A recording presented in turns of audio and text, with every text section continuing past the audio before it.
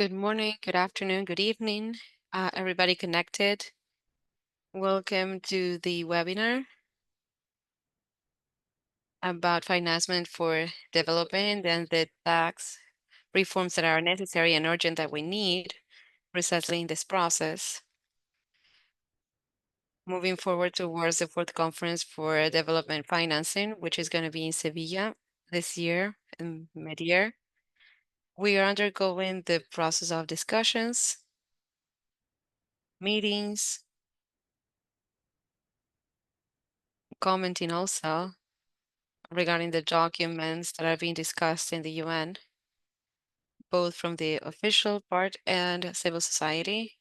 And logically, that puts us in a situation where we need to have many more elements to shorten our, our position in the best way, and also to see if we can make any agreements that can benefit developing countries globally.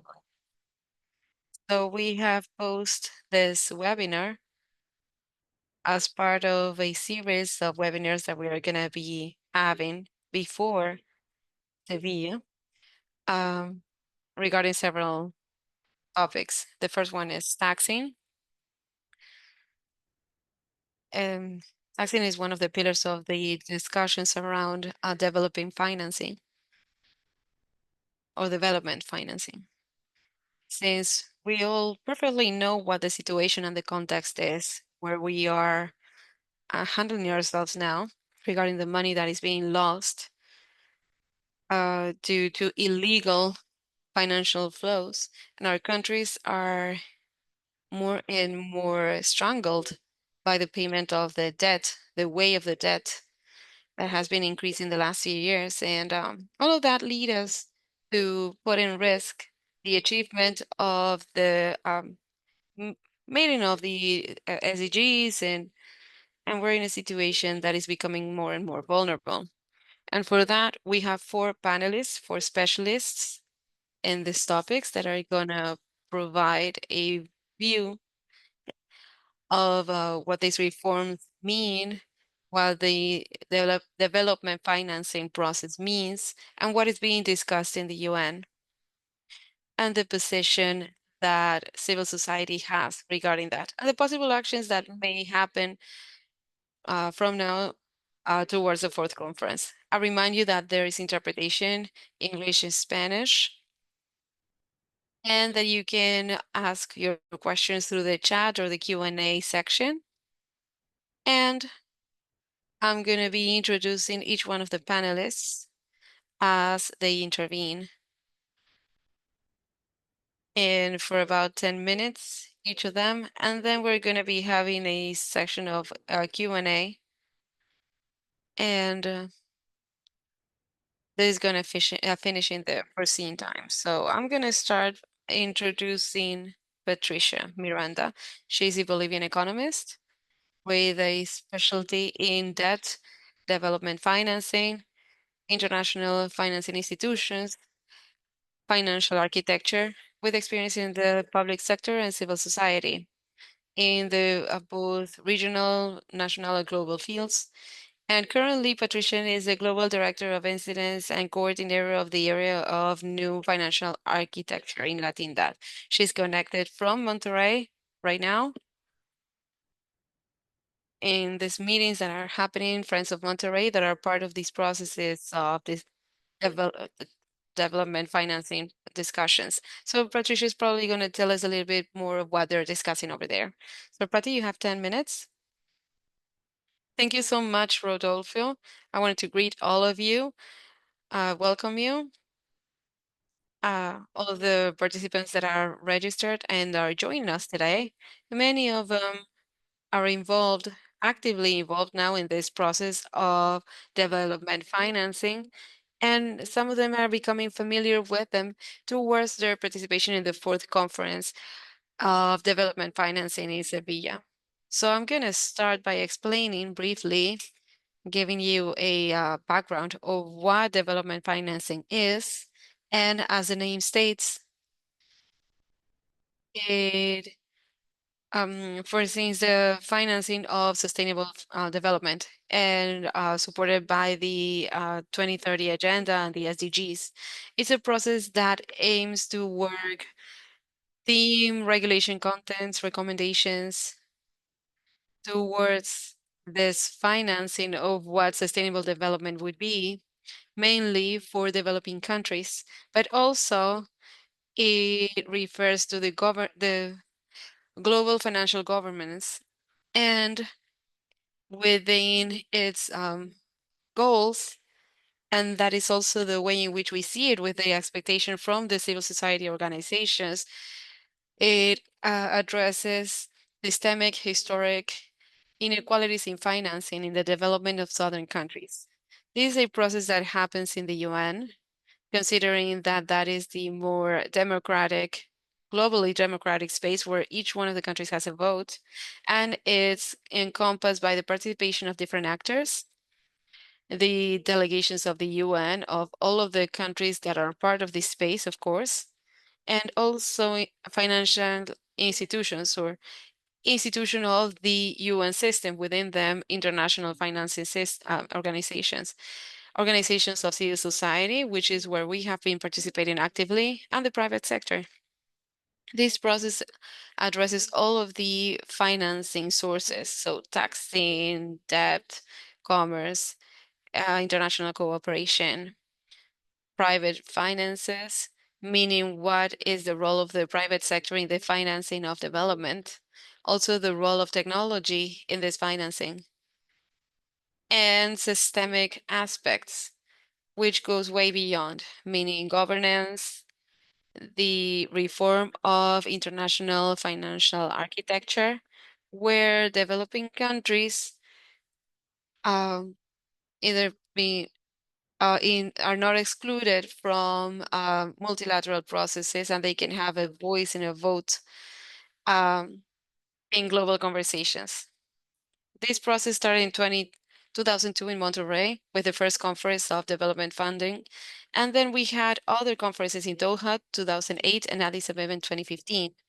Within the main uh, things that are said by civil society in Addis Ababa was the governmental corpus of international taxing, considering that the what's gathered by taxing is key and is the source of funding, the most important one to grant a country taxing sustainability and financial sustainability. Therefore, the sustainability of the funding of their social and development policies and climate commitments. After 8 years, practically, after Addis Abeba, we finally get approved for a framework convention regarding international taxing, driven by the African Union countries and backed by a series of countries in the global south. All of these topics regarding development financing are strictly connected. Having a fair taxing in our countries and an increase in taxing would allow us to depend less on debt, and it would allow us to improve sustainability indicators of that if we're talking about economic indicators.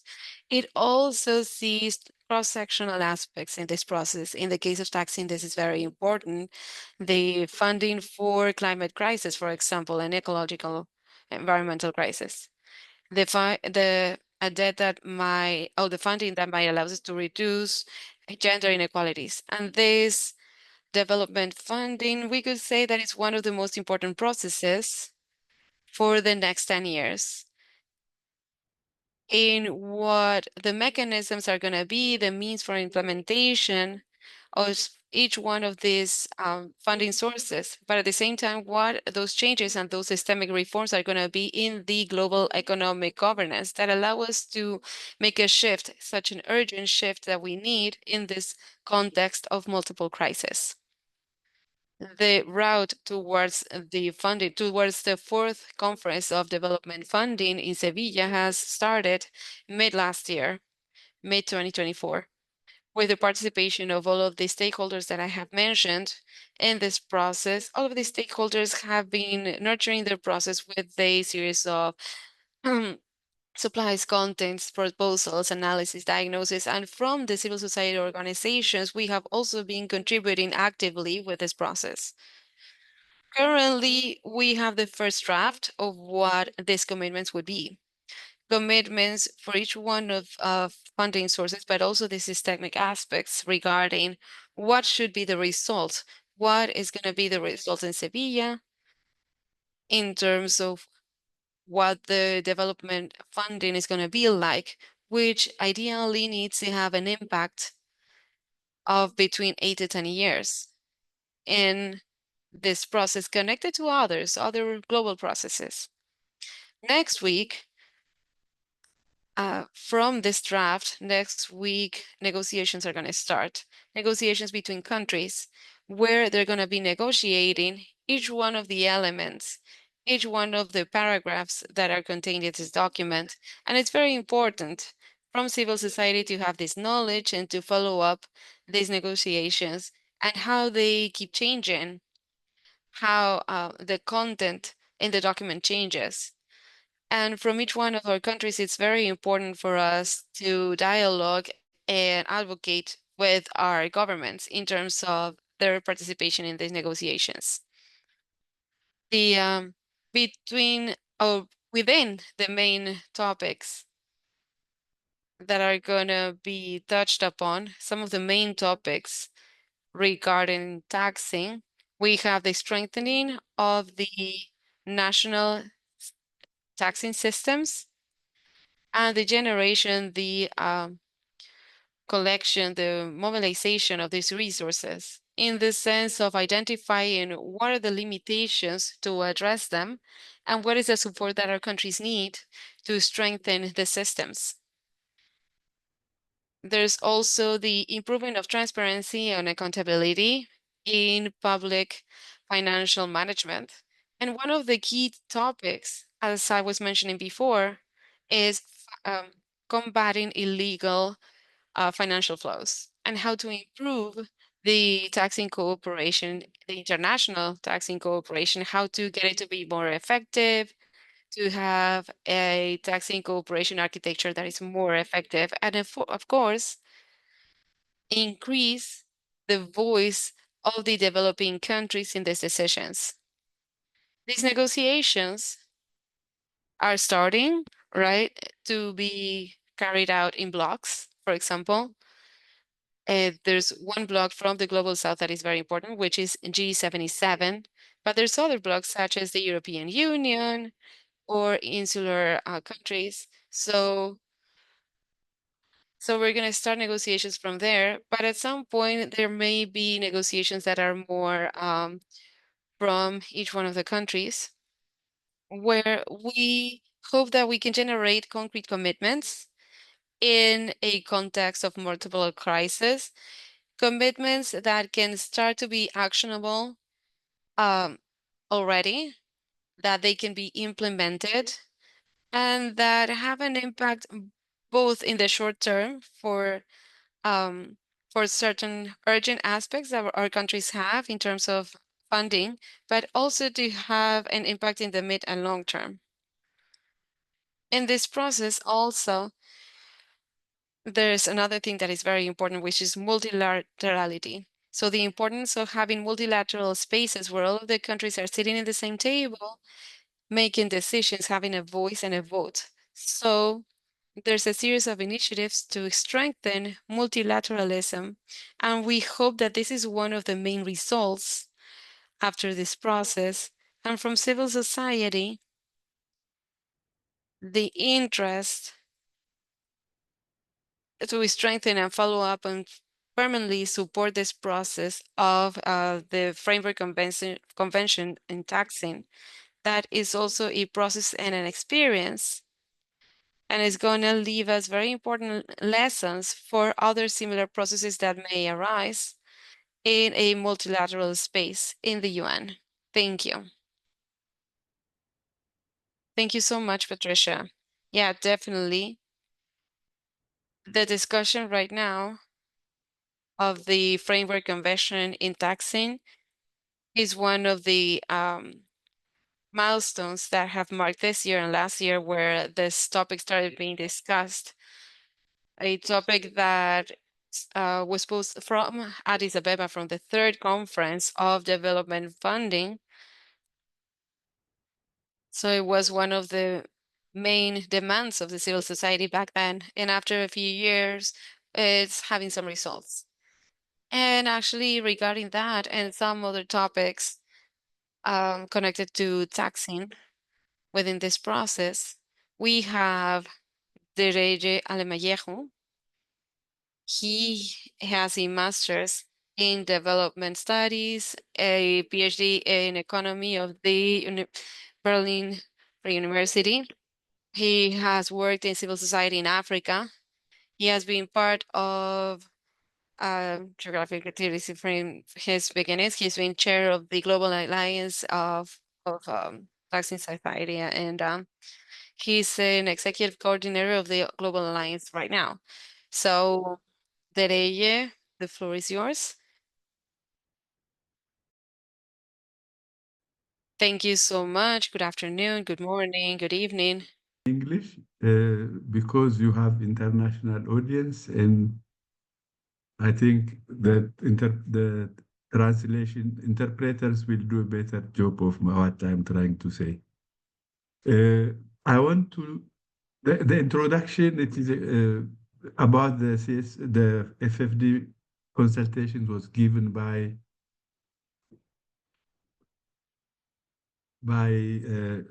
Patricia. I don't need to repeat it. Just two things. I want to do two things. How did the UN tax convention process come out of the FFD process? What have we achieved through the UN tax process so far? What are the challenges waiting for us? And from the perspective of tax, what do we expect from the FFD for, or what should be our advocacy target related to the FFD4 from a global UN tax convention perspective. The first point to make is the current global tax rules were drafted by the League of Nations. And as a successor of the League of Nations, the United Nations started its work early in the 60s to also inherit this rulemaking on tax. But slowly, the OECD countries did not want the UN to be the institution which decides on rulemaking and standard setting. So the OECD usurped it, and then they continued with dominating the tax discussion globally. But the developing countries were not happy with this. The first attempt to bring the tax issues to the United Nations process was tried at the third FFD conference in Addis. The G77 countries asked in the put a demand in their outcome document of Addis Ababa tax the FFD conference, a call for a UN tax body. But the OECD countries, especially the US, the UK, they just bluffed it. They said, if this paragraph is contained in the outcome document, we are not going to participate in the negotiations. So the G77, to save the conference, were forced to withdraw the call for a UN tax body. And then in their later statement, they said, to save the conference, we have withdrawn it, but it will remain our demand. So we'll continue fighting for a UN tax body, a UN tax process. After that, the OECD continued its rulemaking process, and just to make the UN superfluous in terms of rulemaking, they created an informal structure under their domination, which was called Inclusive Framework. And they tried to put out measures to reform the international tax system. But the reforms were very patchy. not fundamental as the situation requires. And secondly, the developing countries' interests were not reflected as that they should be. And it is then that some of the participants in the inclusive framework and the others who have not joined it decided to make it a UN process by making it a General Assembly issue. So the Africa group took the initiative of tabling a resolution for a process to start at the UN for a UN tax convention. So in this way, the tax convention issue, the tax issue came back to the United Nations process, and the Africa group tabled the resolution. I might not have time to go into the discussion, but it was massively supported by the G77, Latin American countries, Asian countries. The OECD countries sometimes threatened to boycott the negotiations, sometimes opposed, tried to bring in resolutions to dilute it, to water it down. But finally, the majority of the G77 countries supported it, it passed, and most of the OECD members abstained. So anyway, a terms of reference was agreed upon with opposition of 9 countries and most OECD countries abstaining, but the G77 fully, mostly behind it.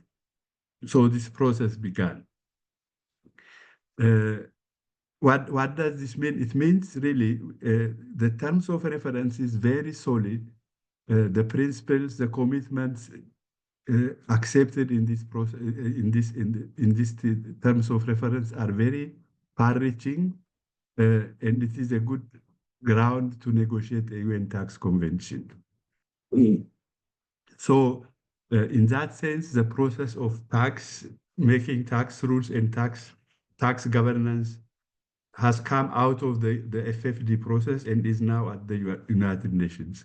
There is one thing we have to consider, that is the FFD conference is not a binding, the outcome documents of the FFD conference are not binding.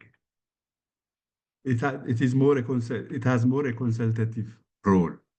But the UN Tax Convention, if it is passed, it will be a binding convention. Countries which ratify it should also abide by it. So it is a very far-reaching, it has a very far-reaching impact on the international fiscal system. So now I think it is the first hurdle that we have overcome. There are 3 years of negotiations. We don't know how much resistance there will be on the part of the OECD countries to dilute it, to obstruct it, to drain it out, to make the negotiations inconclusive. So what is achieved is very important, but what remains is very, very important as well. The first thing I would say is we have to keep the ambitions high. Usually what happens is, in the negotiations, they try to, those who oppose reform will try to water it down, making really almost a toothless tool. But then finally, there is no guarantee. They will just say, we will not ratify it. So any attempt to water it down, to get them on board, will only defeat the whole project. We have seen it the way the US was behaving within the OECD. They will all the time say, no, this has to be changed, this has to be changed. The OECD is forced to make concessions to them. The whole project is watered down, and finally the US says, we are not going to agree to it. So you try to keep them on board. You make a lot of concessions. Finally, they might say they will not do it anyway. So from our perspective, from GACE's perspective, it is really important for civil society organizations to keep the ambitions high, and then to defend the terms of reference the way it is written, and then not to allow diluting it, not to allow diverting it from anywhere, from what it has been agreed to do now. The principles are very good. The commitments are very good. The second thing is there is a protocol issue, but if the convention itself is not strong, it cannot be the basis for any protocol. So it is a good convention which also supports protocols. So we have to look to vigilantly safeguard that the terms of reference goes into with its integrality goes into the tax convention negotiations that are coming up. The second important thing is we have to always keep in mind it has come so far because of the unity of the G77. So now, as we have heard, as it was decided, the convention will be by simple majority. So the G77, if they remain united, they have the majority to push an ambitious UN tax convention. So we have to insist that this unity is kept throughout the process. For this, there are three levels we have to work. The first level is the country level. If governments are not put to support this process, it is not the people in New York who decide. It is governments which give the mandate to their negotiators to whatever is going to happen. So we have to keep vigilant. We have to push governments at the national level to stay in the game and to not to lower their ambitions. The second one is the regional coordination level. For example, in Africa, it is really the regional coordination at an African level, at the African Union level, which has made it possible for the African group to push this agenda forward. So PETLAC has a potential to do this. So we have to also look at the regional perspective when doing that. The third is we have to see to it that there is really a strong South-South collaboration to push this agenda forward. So these are the tasks we have. We have a good terms of reference, but it is not a guarantee that the negotiations will keep the terms of reference unless we push for it. So now the final part I wanted to mention is the FFD process itself. During the preparatory meeting in New York for the FFD4 Sevilla process, there were some attempts by some OECD countries to bring in resolutions in the statements in the outcome document of the FFD that will weaken the UN process. For example, they wanted to revise the decision-making process, which was passed at the UN. They want the FFD for outcome document to talk about consensus decision-making. They wanted to insert in it also that the FFD process recognizes the OECD, two-pillar solutions to go forward. All these were some things that they were not able to do at the UN. So they are trying to smuggle some of their agendas into the FFD outcome document. We have to see to it that this is stopped. The second one is we have to see to it that the first is that the FFD process, the FFD outcome document, should not contribute to weakening the UN process. That is number one. Number two will be that the FFD process supports and endorses the UN tax process. That is the second very important thing. For example, recognition of endorsing the terms of reference for the UN tax convention, giving its full support to the process at the UN. So preventing it from doing anything harmful to the OECD, to the UN tax process, and then encouraging it to be supportive of the UN tax process. These are very important. They are also trying really to regroup and undermine the G77 unity when it comes to the FFD process by trying to create another form of alliances and what. So the integrity and the solidarity of the G77 should also be supported, promoted in the FFD process. So what I try to tell you or to remind you is that the UN tax process came out of the FFD process because the FFD process did not deliver on tax. That is why it is brought back to the UN General Assembly. It has taken its course, but these are separate processes. But the FFD can have a role in both ways. It can have a negative role or a positive role. So we have to try to prevent the negative role and encourage the positive role in that direction. Thank you very much. Thank you, Dere. Thank you so much. You have definitely given us the challenges that this process brings quite clearly in terms of the process that has been initiated in the UN regarding the taxing convention. So there are certain elements that need to be taken in consideration, not just from the civil society effort, which needs to happen in different levels, national, regional. There's a challenge for Latin America that probably Adrian Falco is going to be talking to us about, and also globally.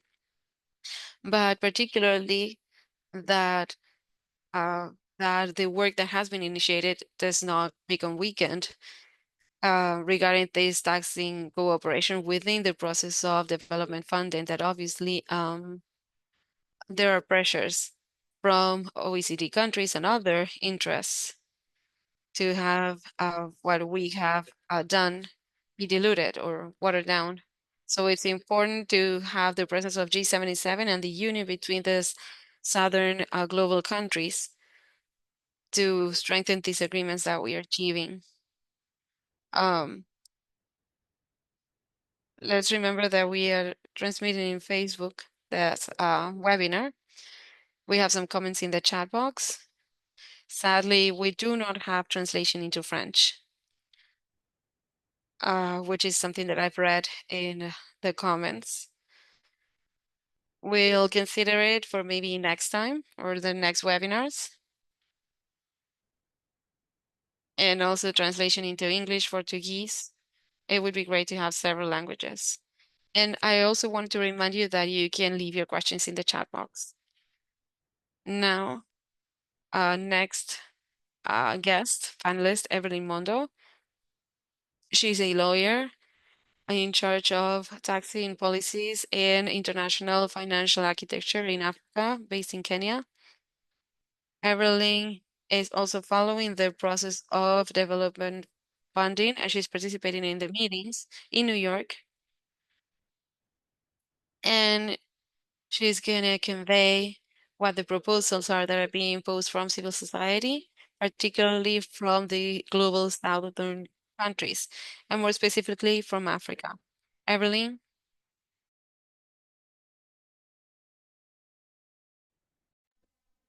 Thank you so much. I hope you can hear me clearly. I've had to use my phone so that I can speak because my laptop seems to be a bit patchy. So the previous speaker, Dereje, has done such a good job of giving a background of how the UN tax convention process is related to the FFD. And so I'll just rely on the majority of what he said. I think as civil society, we've had a couple of observations with regard to taxation and how it's been covered within the outcome document. And I think our first concern is the fact that there seems to be an overemphasis on national tax systems rather than focusing on essentially improving the international tax architecture and really strongly supporting and endorsing the UN Tax Convention. And this overly prescriptiveness is particularly observed with regard to issues such as capacity support, where essentially they were making it almost like a requirement that in order for developing countries to receive official development assistance on issues of domestic resource mobilization, they need to have a tax to GDP, a minimum tax to GDP level of 15% tax to GDP. So this also has the risk of becoming a conditionality. I think the other thing that we're very concerned about is that essentially we're seeing tax proposals even within the international tax cooperation paragraphs that have not been discussed in any democratic spaces, that have not been discussed in places where developing countries have an equal footing with other countries.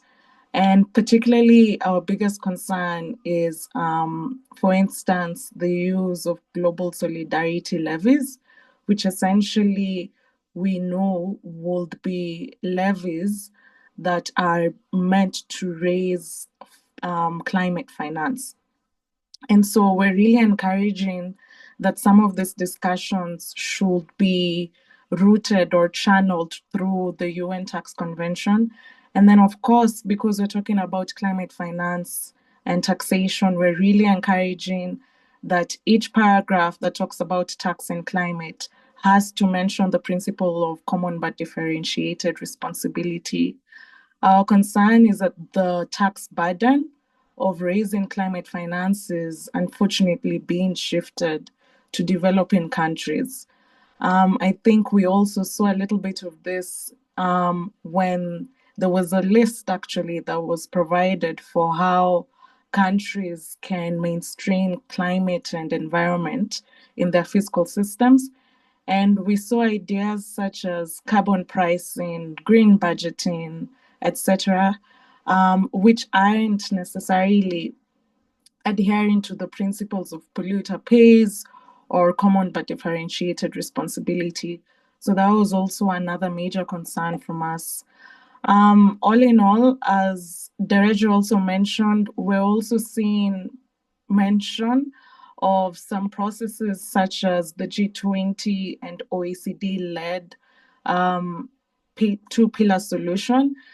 So in the first draft, which was essentially the zero draft, actually, let me call it the zero draft, it essentially supported capacity support for developing countries to implement the two-pillar solution, despite the fact that this is a solution which not all UN member states are party to, and also despite the concerns that have been expressed by developing countries. You have countries like Kenya, Nigeria, Pakistan that outrightly rejected this solution in 2021. And then in the first draft, we're seeing a small adjustment because the US essentially killed Pillar 1, Amount A. We're now seeing reference to implementing Pillar 2. And at least within the context of Africa, there are very few countries that are actually implementing Pillar 2. So it's a bit concerning that we're still seeing reference to this. I think also, as Dereje mentioned, we saw efforts by certain countries to essentially bring battles that were fought when developing the terms of reference for the UN Tax Convention into the FFD. And a very good example is the fact that throughout the terms of reference negotiations, there's been a lot of fight with regard to decision making. Developed countries have been insisting that decision making should be made purely on the basis of consensus. And of course, because it's a UN process and also because of the challenges developing countries have experienced with voting based on consensus in quotes, this is not a welcome suggestion. So we saw, for instance, the EU try to introduce decision-making based on consensus with regard to the UN Tax Convention, which we find highly concerning. So those are some of the issues. I think we, of course, have detailed written comments and we continue to observe. But just like Dereje said, essentially, particularly for tax, the outcome document that's going to come out of the FFD process is non-binding, unlike the UN Tax Convention. And so our concern is that we need to put our energy and efforts on the process that is binding, that is the UN Tax Convention. but still ensure that we are carrying out a safeguarding role with regard to the financing for development outcome document, so that we don't get undesirable outcomes through that document that could potentially negatively affect the UN Tax Convention process. So that's really what we're trying to do with regard to the financing for development process. I do have to say, though, I know we aren't encouraging delving into substantive issues that should, within the FFD, which should essentially be covered by the UN Tax Convention. But some of the discussions that we have seen during the FFD process are really giving us a precursor to what we'll expect when we get to discussions in the UN Tax Convention, the substantive discussions. So, for instance, we saw a lot of resistance from developing countries with regard to tax transparency and with regard to essentially changing tax transparency standards so that they're simpler and easier to administer for more developing countries. We saw a lot of resistance. In one instant, I'm not sure if I should mention the country, but there's a particular country that actually came out and said that the international tax process is already inclusive enough. We don't need any mention of making the international tax process more inclusive within the FFD document. So, as Dereje said, we're seeing a lot of bad faith arguments within the FFD4, which might also affect the UN Tax Convention. And our work as civil society is really to safeguard and prevent such provisions from affecting the hard fought for positions that we have managed to achieve through the terms of reference, which is really why our main call actually is an outright endorsement of the terms of reference for the UN Framework Convention on International Tax Cooperation, or the UN Tax Convention. In terms of now the UN Tax Convention process itself, the program of work came out, and the substantive sessions will essentially be taking place in August and November. And I think one of the most important things that we have to do as civil society is really come out with a common technical output, and particularly as developing countries. As Dereje said, we need to maintain solidarity as the G77, and particularly during the organizational session that happened right before the third preparatory committee of the financing for development process, we were a bit concerned that it's not weakening, but there was definitely a difference in terms of numbers, even within the voting amongst developing countries.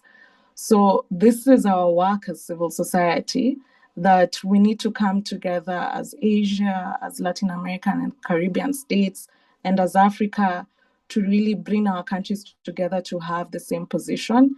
I know, for instance, there was a very harmful narrative that it was the African group that pushed for the second protocol to not be the taxation of high net worth individuals. But really, that is not what happened. And in fact, it was the pressure of perhaps giving a bargaining or of negotiations whereby we were trying to, as developing countries, pretty much give something to global north countries so that they can continue staying at the negotiating table. So as Dereje mentioned, we really, really need to guard against this, and we need to keep the ambition level of not only the FFD outcome document, but also the UN Tax Convention very high. It's still too early to be bargaining away things, and that's something that we really need to emphasize to our governments and to our members and to our respective countries as we go towards the substantive negotiations. And then finally, I think this is also something that we're really talking about within Africa. It's the fact that our governments really need to invest in resources for the negotiations of the UN Tax Convention, that this is the time to send the tax experts from the capitals to New York as well as to Nairobi, in order to really be at the table, because we demanded for the table. We now have to invest in being at the table so that we can really protect our interests and push for a UN tax convention that will be most helpful and will really cover our interests as developing countries and like the other processes in which we've participated in. I hope I haven't taken too much time. And thank you. No, thank you, Evelyn. You are in the sign. Thank you, Everlyn, for all of your comments regarding the efforts that needs to be done from civil society, the proposals that are being posed in this process, and that also bring a lot of challenges to developing countries, and to maintain that unity in terms of the position that the countries may have in terms of the convention, taxing convention, and also in the process of funding for development. So having said that, I'm going to leave the word to Adrian Falco, who is a sociologist. He's coordinator of taxing area of Latinidad and working with Latin America and the Caribbean, and with a work of long time with civil society, and lately following up all of these topics referring to taxing, including research of taxing to big fortunes, tax for justice, transparency, information, transparency in taxing and financial information. So I'm gonna leave the mic to you. And so I think that the key question here is what actions to be taken from civil society, particularly in Latin America and the Caribbean, so that we can start thinking about a unity regarding the proposals, the demands that may be posed in this process, and what elements can facilitate or hurdle the region for these actions. Adrian, 10 minutes for you. Thank you so much, Rodolfo, and thank you so much for the organization of this webinar that I feel now that I have heard the people that talked before. I think that is crucial to start understanding these topics because they really bring a baggage of issues that we're not being able to solve. So as Patricia was saying in the beginning, taxes are one of the main sources for financing quality public policies.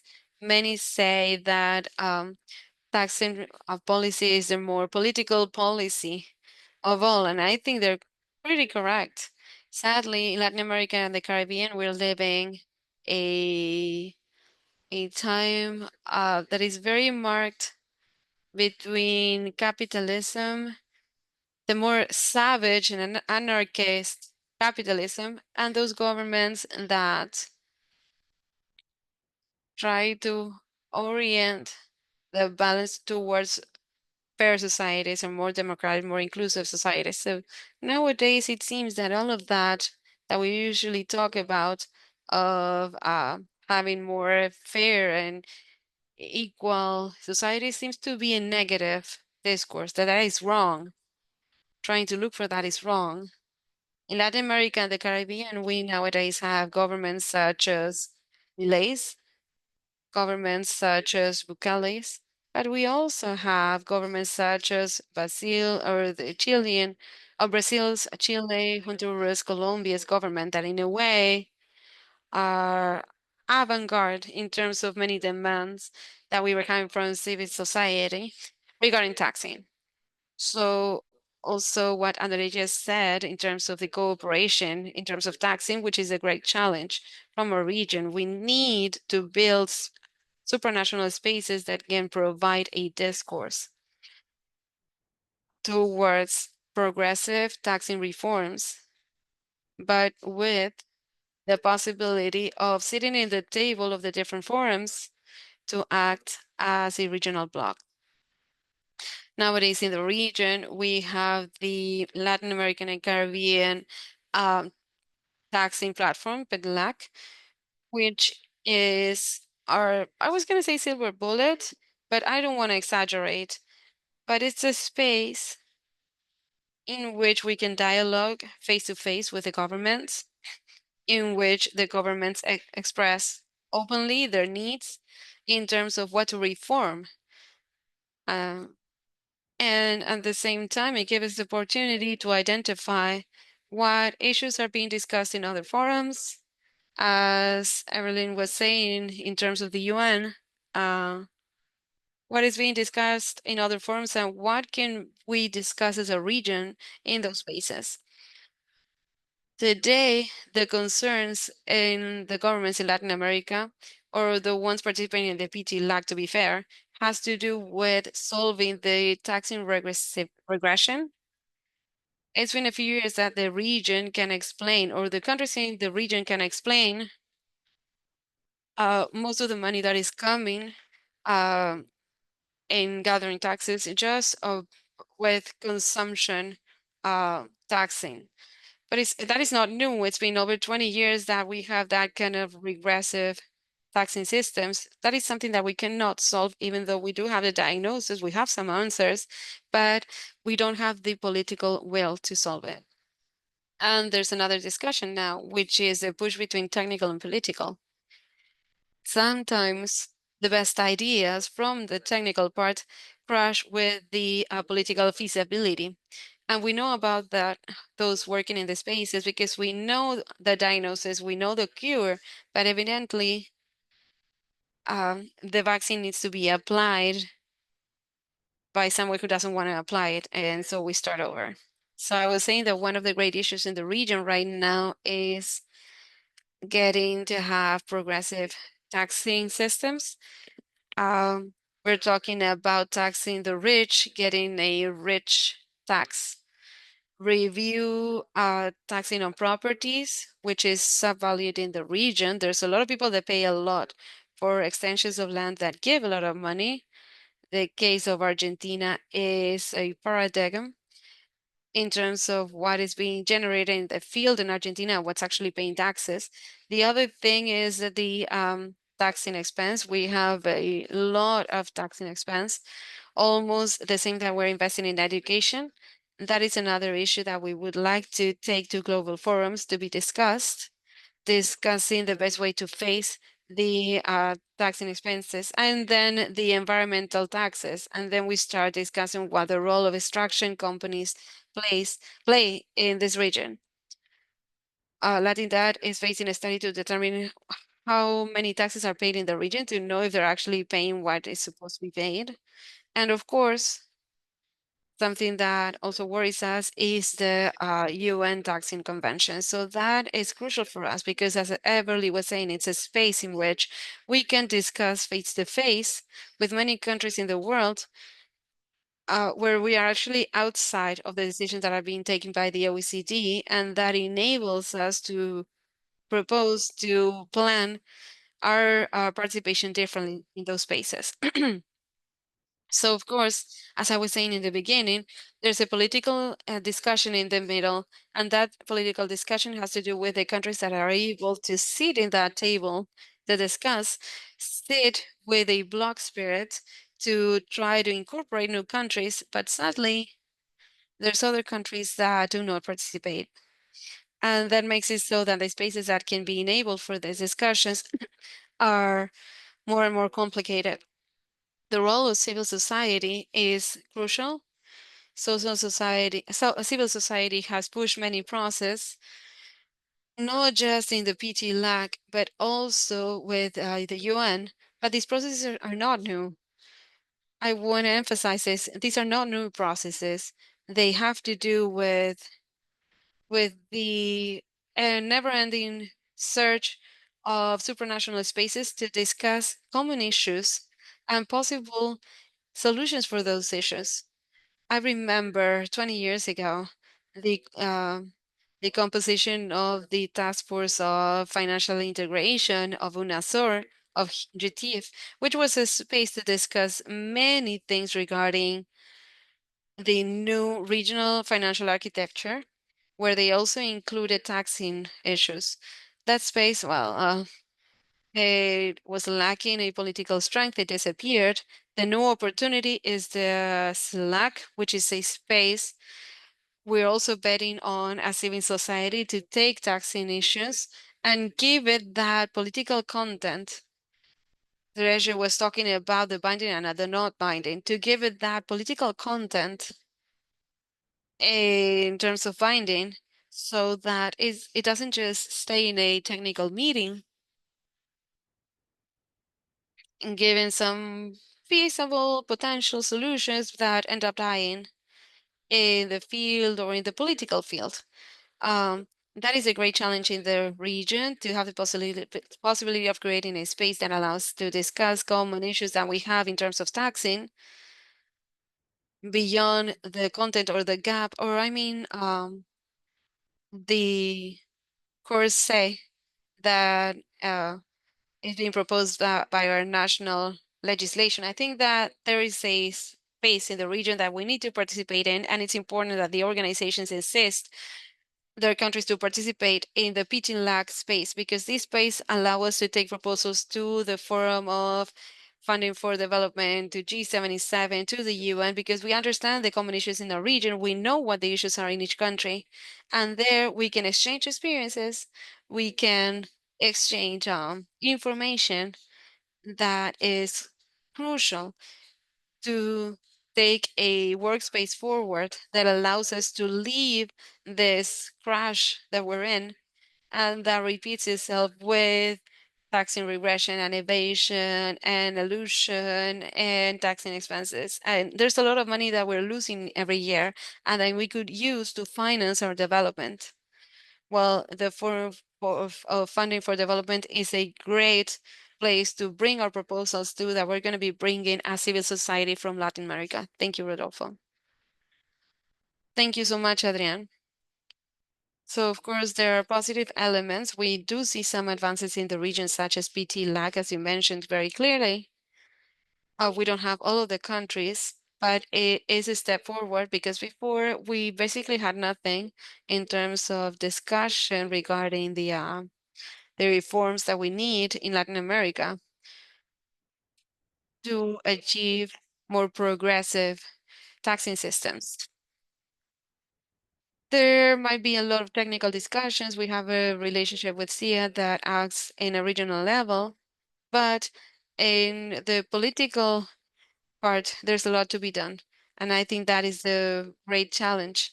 According to what we see, which is the context in the region, we have many political divergences in our countries. There are some that have a more progressive position, some not so much, or even regressive, right? Like in Argentina, that's a clear example. So there, I think that we have the challenge. The DRULA, which is the group of Latin America and the Caribbean that was working quite well a few years back in the UN, is not the same anymore. So I think that there's still a lot to work on and to push from civil society. I don't see that there are many questions in the chat box.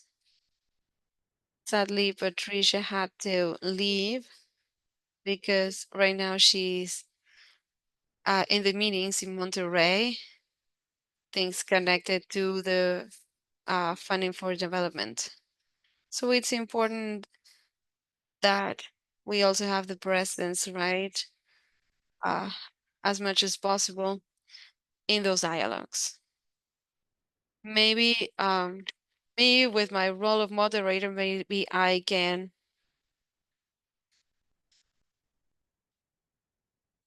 a few things, and some of the panelists have commented certain things, but about the role that I think that we see in the last weeks is the role of the U.S. in international politics. It has left the convention, a taxing convention, and that has some consequences. Maybe it hasn't impacted the rest of the countries all that much that are part of the convention or that had approved and accepted being part of the convention.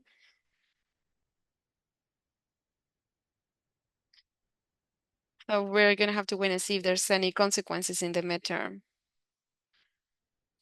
I will leave that question to whoever wants to answer it. And maybe propose or leave the concern. Brazil has had an important role last year. It has a very important role in G20 and the BRICS, posing from G20, and it was supporting the rich tax or the wealth tax. That was taken by some countries that supported in a way that, but what in the process of funding for development, for example, if there's an interest from the countries of some other countries beyond Brazil of wanting to support this, it would be important then to have to make a reflection or to see what can be done to propose that at the level of this multilateral discussion. Whoever wants to answer, the mic is open.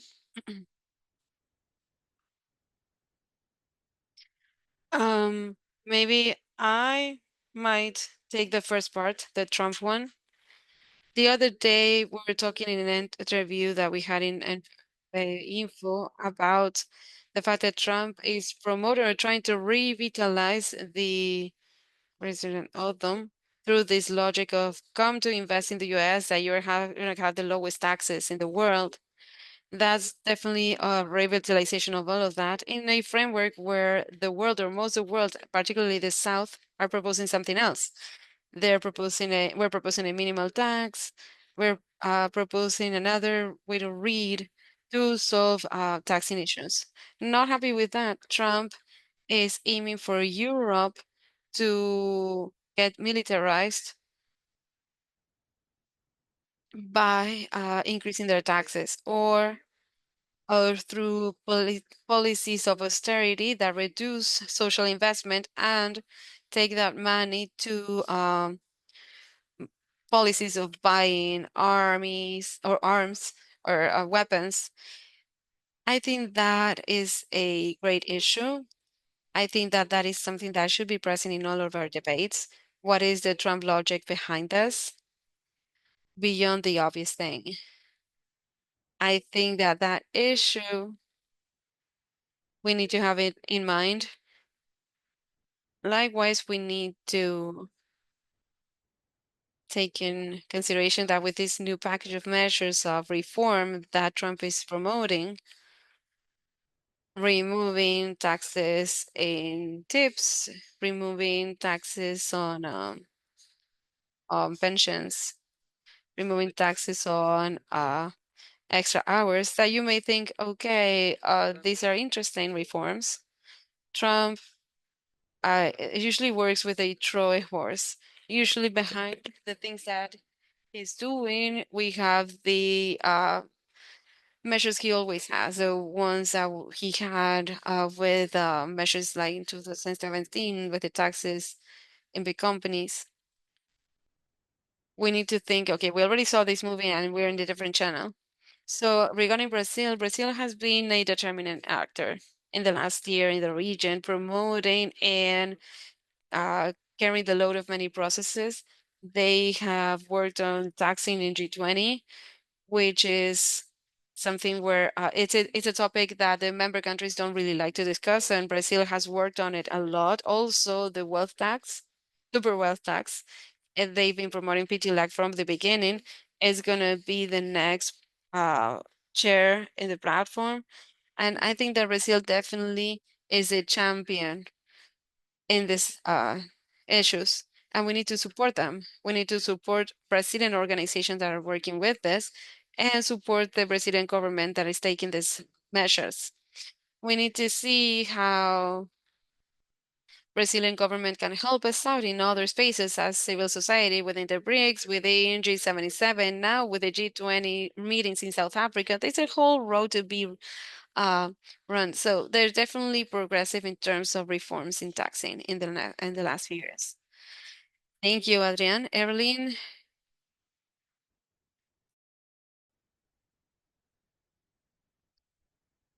Evelyn, you wanted to comment something? We cannot hear you, Evelyn. Yes. Can Okay. you hear me now? Sorry, Now, yes, apologies for that. Yes, I think Adrian has done such a good job in responding to both questions. I just wanted to comment on how taxation of high net worth individuals has been featured within the outcome document. So far, we aren't seeing it outrightly being framed as a global tax proposal, almost like a minimum tax or of taxing high net worth individuals, but rather the section that's it's in really has to do with domestic tax systems. But then on the bright side, there is reference to it being supported, taxation of high net worth individuals being supported by international tax cooperation. I think what's also interesting is the transparency measures that have been discussed within the context of the FFD documents, such as public beneficial ownership registers and also public country by country reporting. I think the public beneficial ownership registers will be more relevant to taxation of high net worth individuals.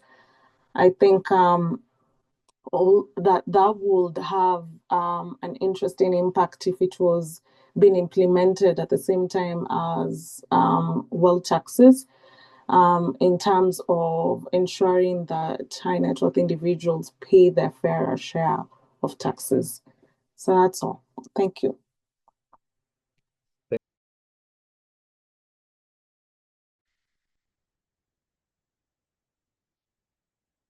So in the chat, there's a couple of questions, so I'm going to read them so they can be answered. One is from Rodolfo Mendoza. He says, if we don't consider as important the issue of corruption in the region to elevate taxing and what taxing exonerations mean. So we are talking about the taxing expense, which has to do with these exonerations, and in our region is or exemptions. And in our country, it's very important, these exemptions that benefit mostly certain privileged sectors. But also, of course, corruption is one of the critical issues in our region. So there is a connection. Adrian is probably going to comment on that. And also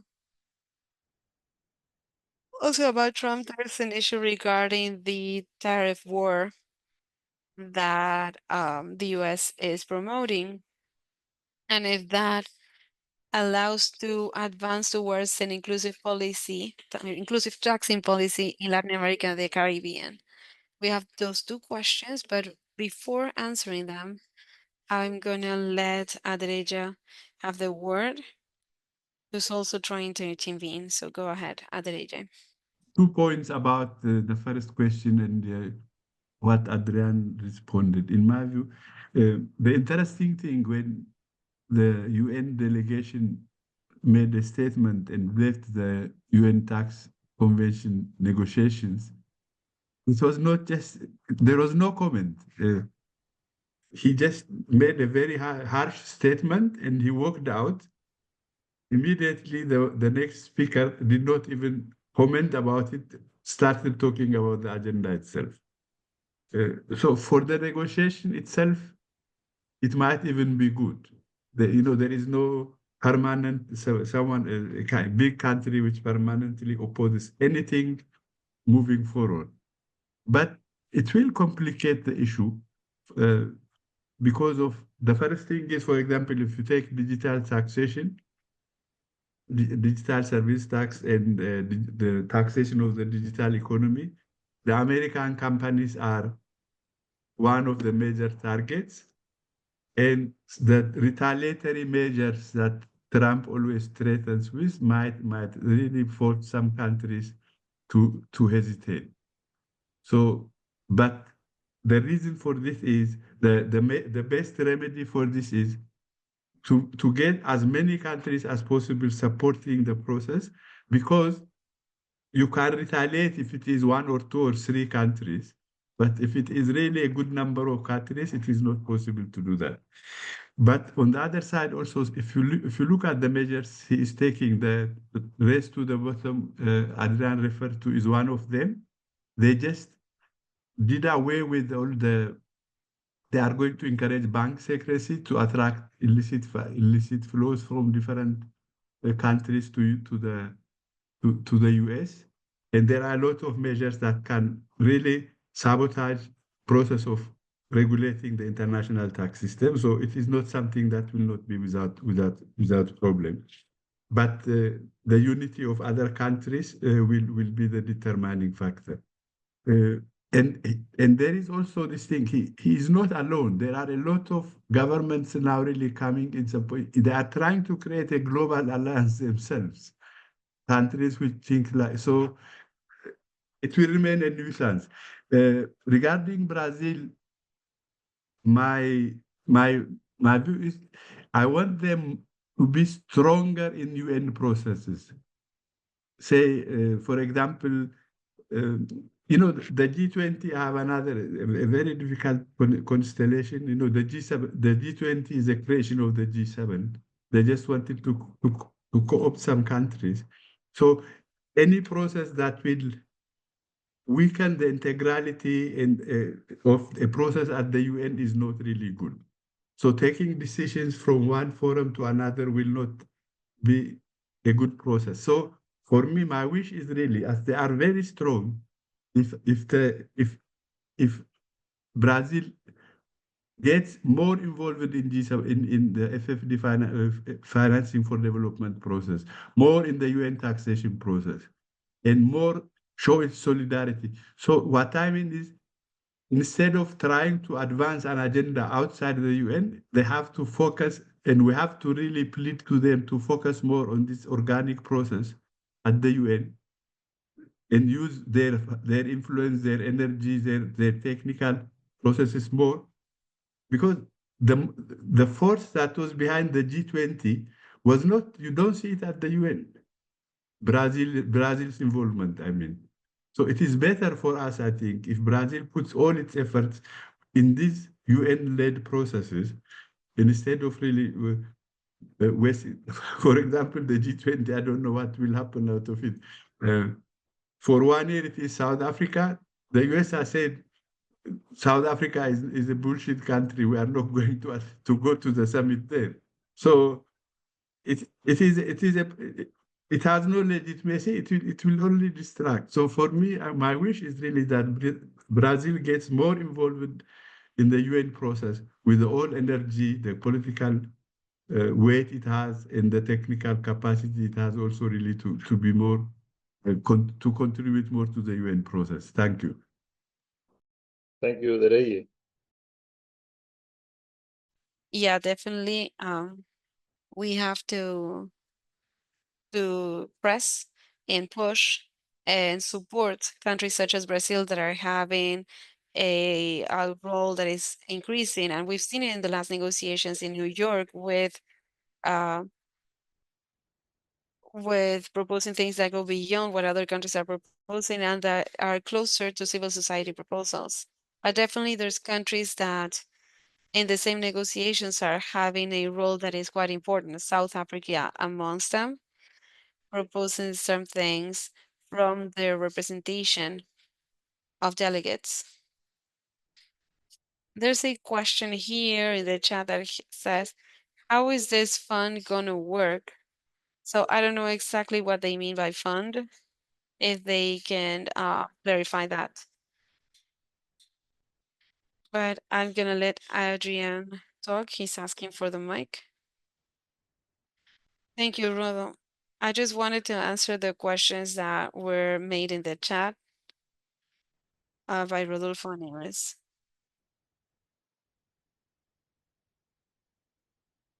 About the first question about corruption, of course, corruption, as Rodolfo said, is an endemic issue in the region. We live with corruption day to day.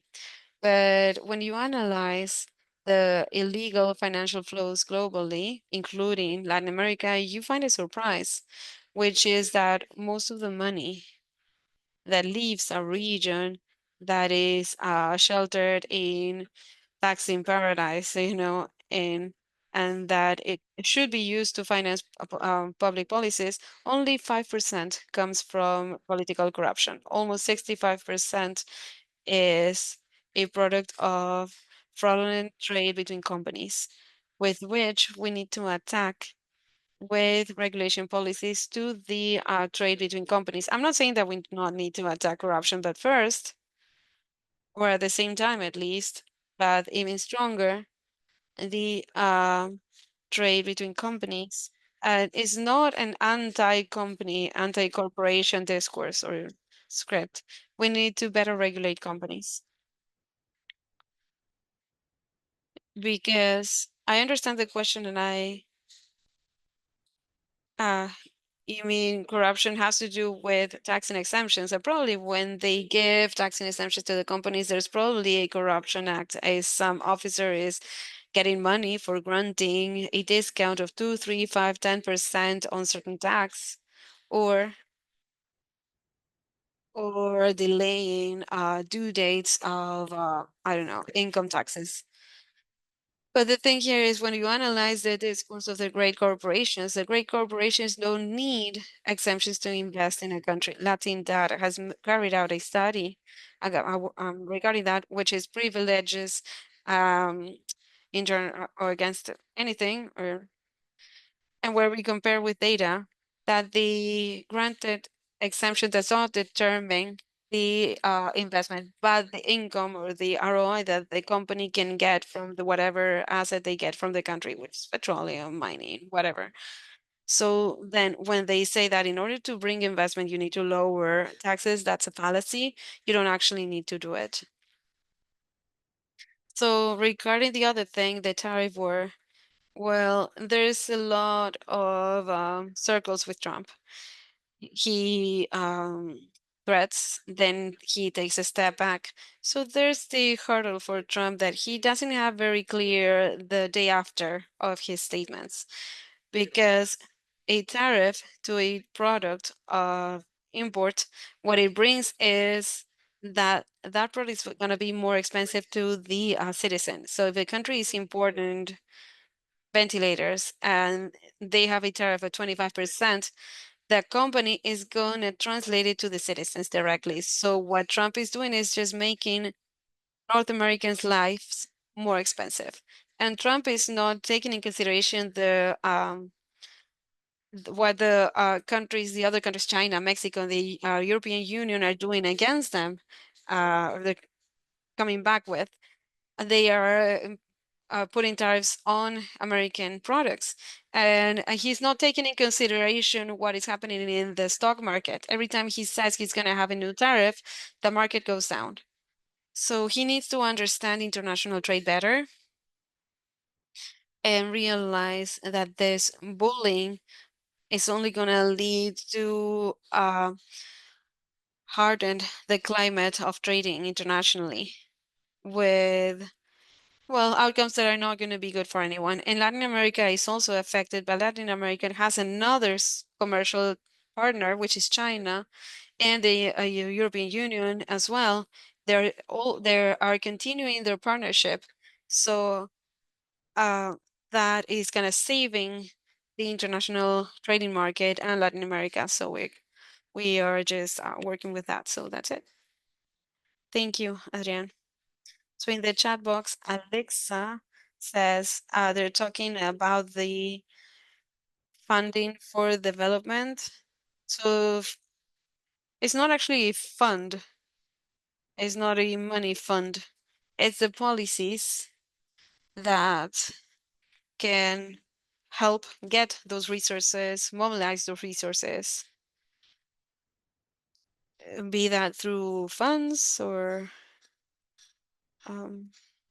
hello.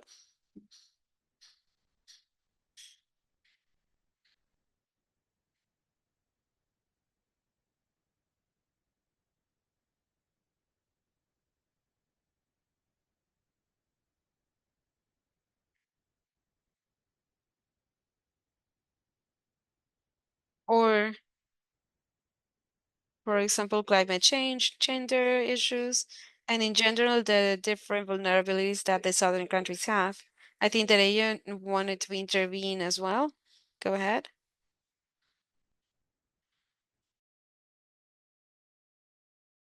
I can see the hand raised, but in any case, maybe a last round of interventions so that we can close the webinar.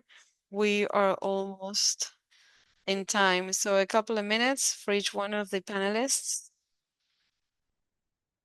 Maybe we can start with Dereye.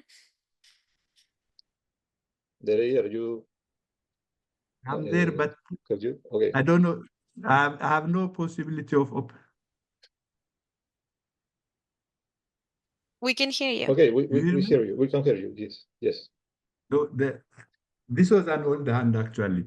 Yes, no, I have really nothing to add, but thank you very much for the opportunity. And what I really encourage us to do, what we will also do as Global Alliances, to organize such a webinar in which there will be an exchange between Latin America, Asia, and Africa, so that the civil society of the Global South can also share experience and also define a new strategy.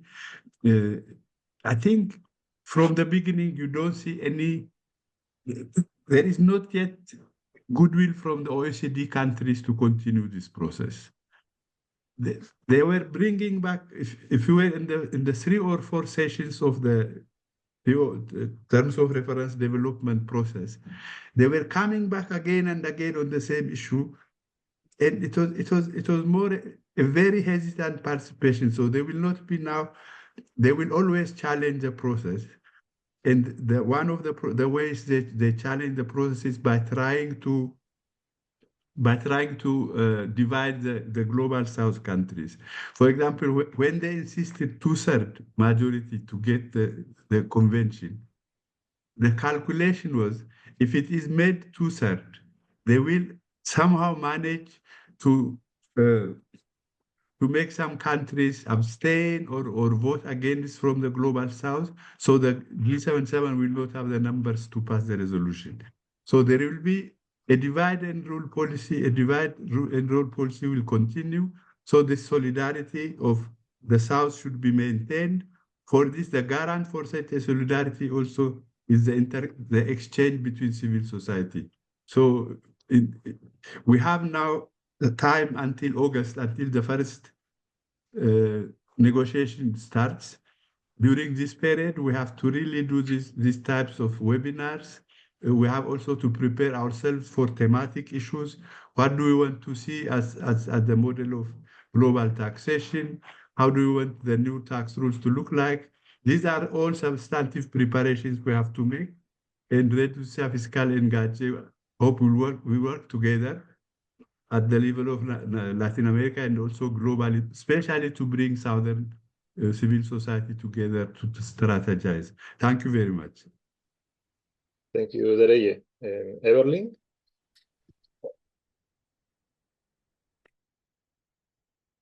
Some final comments? Yes. Sorry. So I think I'm just going to emphasize what Dereje has said. I think we need to maintain global South solidarity. I personally think it's a very good idea that sometime this year before August, that we try and bring our ministers together, at least from Latin American and the Caribbean states, as well as African states.